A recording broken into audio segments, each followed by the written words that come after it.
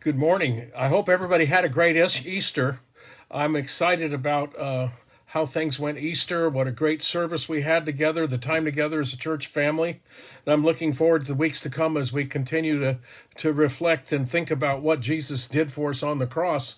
And when he was resurrected, he wasn't done with the disciples yet. He had more to say to them, and he spent some time with them. And I want to read for us what we call the Great Commission, because it's one of my favorite scriptures. And I know I say that a lot, but I have a lot of favorite scriptures. But there's a recovery principle involved in this too that is really important, and I really love it for that reason also. And this is in chapter 28 of Matthew, verse 18 through 20. Then Jesus came to them and said, "All authority in heaven and on earth has been given to me. Therefore, go and make disciples of all nations, baptizing them in the name of the Father and the Son and the Holy Spirit, and teaching them to obey everything I commanded you. And surely I'm with you always to the very end of the age." There's this principle I like to think about when I read my Bible, that everything God tells me to do, he tells me to do these things for my own good.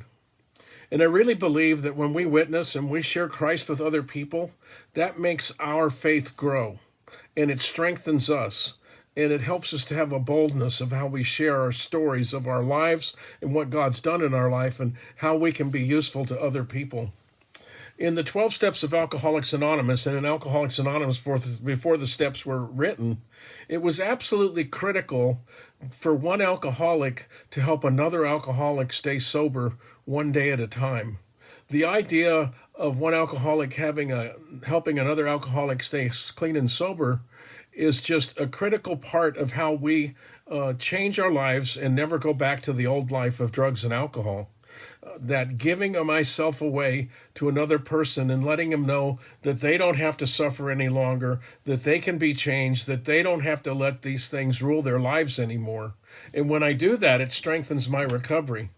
Dr. Bob, in his story, he liked to share that he shares that his urge to drink was with him for almost 2.5 years after he quit drinking.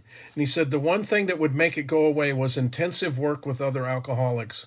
And that's what helped him to stay sober. And he passed away when he was 15 years sober. He never drank again from his sobriety date in 1935. And he had a successful time helping many, many thousands of men, literally thousands of men, to get the AA program and to stay clean and sober for the rest of their lives. And it's an amazing story. But there's another story in the big book that I really like, and that's called Alcoholics Anonymous number 3, or AA number 3. He was an attorney. His name was Bill D., and he had this profound change in his life, and he maintained his sobriety the rest of his life also. And he was the third member of Alcoholics Anonymous. And at the end of the story, he's talking about Bill Wilson visiting his house. And he says, my wife and I had Bill over for lunch, and I was trying to figure out what this thing was, why they had this release that I didn't seem to get yet. And Bill made this statement to his wife. Bill said to Bill Dotson's wife, Bill D's wife, "Henrietta, the Lord has been so wonderful to me, curing me this terrible disease, that I just want to keep talking about it and telling people."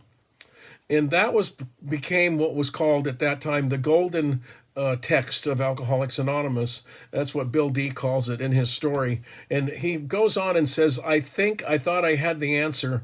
They were so blessed and so grateful for what God had done to them that they just felt compelled to tell other people what God could do for them too.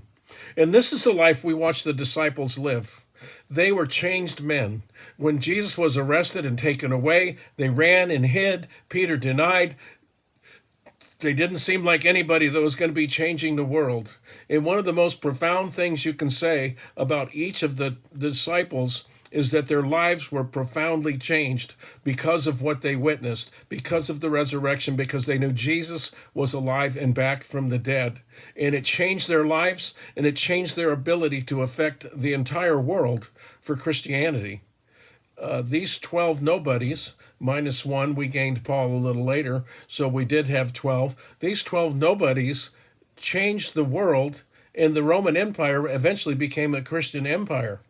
and it infected everything about Western culture and still does today.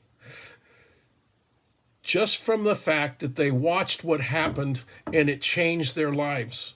When we've had a life changing experience with God and we share that with other people, it is really, really attractive. And when we share it with other people, our faith in what God can do for us and others is strengthened, and we become more on fire for Jesus and more excited about what God's done in our lives. And as we see God change people that we help and we work with, we just be blessed and blessed and blessed. It's been an amazing journey, this time of recovery for me. I've been very grateful to work with the people I've worked with over the years and watch the lives changed. And all of it, it was very wonderful to be involved in. But the number one thing that happened through all that is I never had to drink or use drugs ever again. And I continue to do that today because I honestly believe I am recovered and I will never use and drink again if I take some of these simple principles and apply them in my life on a regular basis. We have a little saying for that in recovery. We call it give it away to keep it. And I think that has something to do with everything about our faith. As we share it, as we give it away, we keep it and it grows stronger. I hope this helps you. I'm looking forward to what Pastor's preaching on next about what happened after the resurrection, that little short window when Jesus was still with the disciples. And I just hope that you have a blessed week and that we can come together on Sunday and worship in excitement and joy, knowing what God has done for us. Have a great day.